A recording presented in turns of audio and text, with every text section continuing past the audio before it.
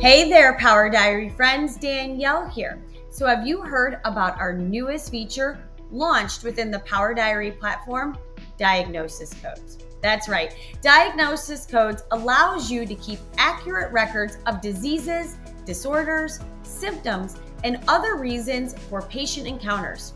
This is added to the patient profile and then can be uploaded and added to your patient invoices if they need them so they can get reimbursed by their insurance.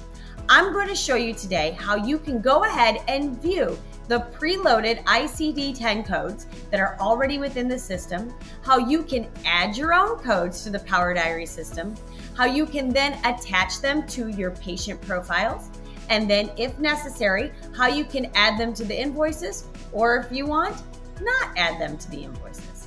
So let's get started. I've got a lot to show you today about our newest feature. Let's go. Okay, so here we are within the Power Diary system. The first thing I want to show you is where you can find those preloaded ICD-10 codes, how you can add your own code type, and how you can upload your own codes as well. So let's get started because there's a lot to show here. So the first thing you're going to want to do is go Setup, down to Custom Lists. From here in the left toolbar, here we go, you will see Diagnosis Codes. You're going to go ahead and click on it and go to Diagnosis Code List. All right, here you will see this is under Default Codes, you will see all the ICD-10 codes that are already uploaded into the system. You can quickly search by go ahead and putting perhaps the diagnosis description in here. So let's say I do stress. And the system is going to automatically populate all of the ICD-10 codes associated with the word stress.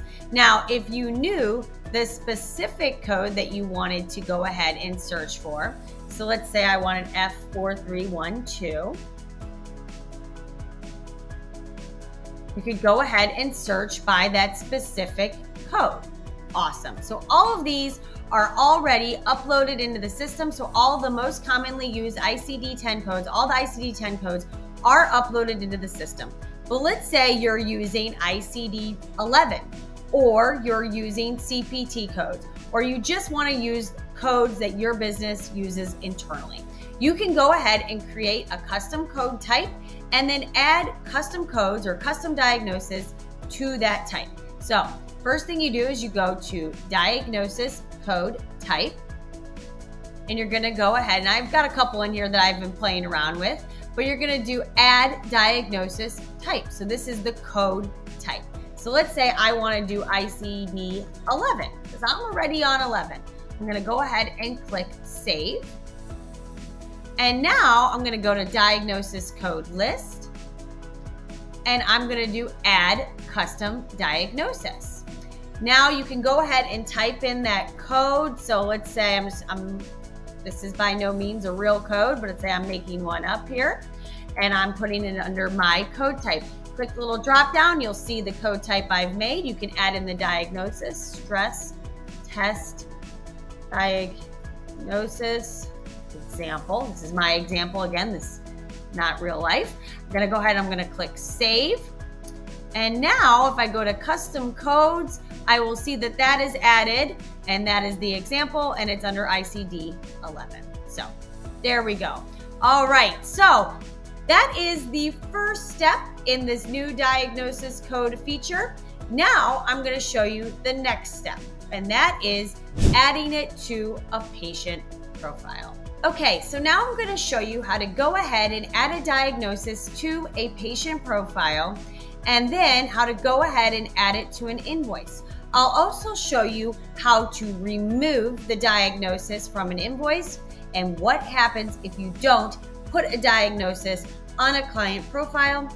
Hence, you won't see the area to go ahead and add a diagnosis to an invoice. So let me show you. Okay, so I'm going to go ahead and I'm going to look at my client, Randy Travis. So I'm going to go down to People, Clients. I'm going to search by Randy Travis. Okay, so currently Randy has no information on his diagnosis on his record, so I want to go ahead and add it. So I'm going to click down to records, diagnosis, and I'm going to add a new diagnosis. So I saw him last week. I know that he has a stress disorder, so I'm going to put in stress. It's going to pull all the ICD-10 codes associated with stress, plus any custom codes that you have added into the system, which I've gone ahead and I've added the ICD-11 mock code into the system, so that pulled up as well. But in this case, he just has post-traumatic stress disorder. So I'm going to select it. I'm going to put the practitioner that diagnosed him. If it's been resolved, which in this case it hasn't, leave it blank. You can set it as default. Now, if you have set this as default, this will automatically populate on the invoices, and you would have to delete it if you wanted to remove it from the invoices. The other ones, by not setting it as default, make it an option that you can add it to the invoice. So we're not going to set it as default. If I wanted to leave a note, I could, and I'm going to add it to his profile. So there we go. I've saved it. Now, let's say he's got another diagnosis. Let's say he also is depressed. So I'm going to search depression, and it's going to pull up my depressions. He has unspecified depression. I'm going to add it. Again, Stacy has diagnosed it. I'm not going to put it as a default. I am going to change the date he was diagnosed, and I'm going to save it.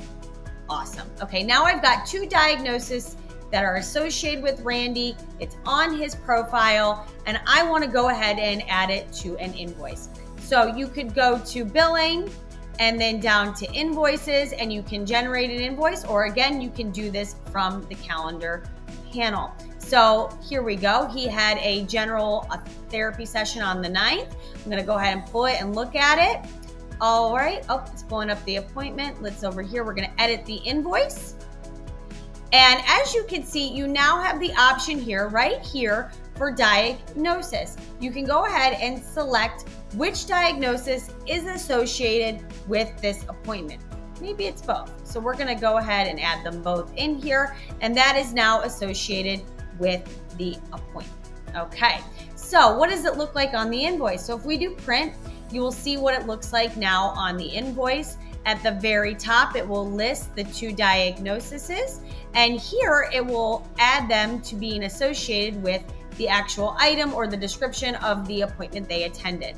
And there you go. You can now send this to Randy. He can get reimbursed by his insurance because all that information is on there.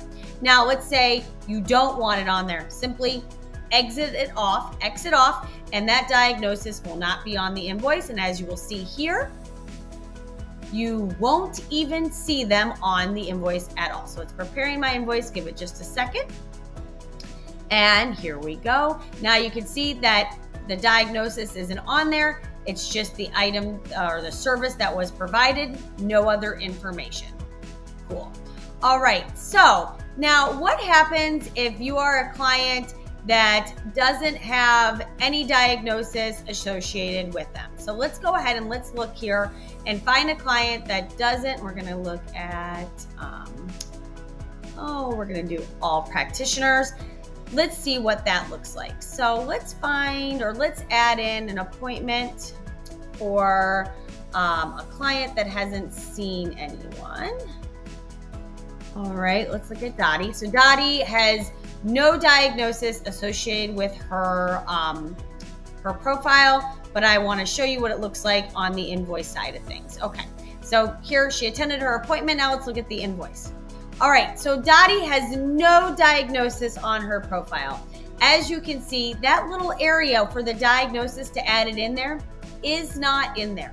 So you will not be able to select it to add it to the invoice because you've given her no diagnosis. So now when you look at the invoice, again, no diagnosis on the invoice whatsoever. So again, this is an optional feature.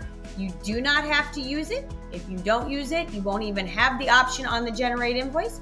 But if you do, that's how you use it as well. So we really hope that you are super excited about this new feature of diagnosis codes. We know it's going to help you keep better information on your clients and help you to better service them in the long run. So if you have any questions, please reach out to our customer success team at support@powerdiary.com. And until next time, I'll see you later. Bye-bye.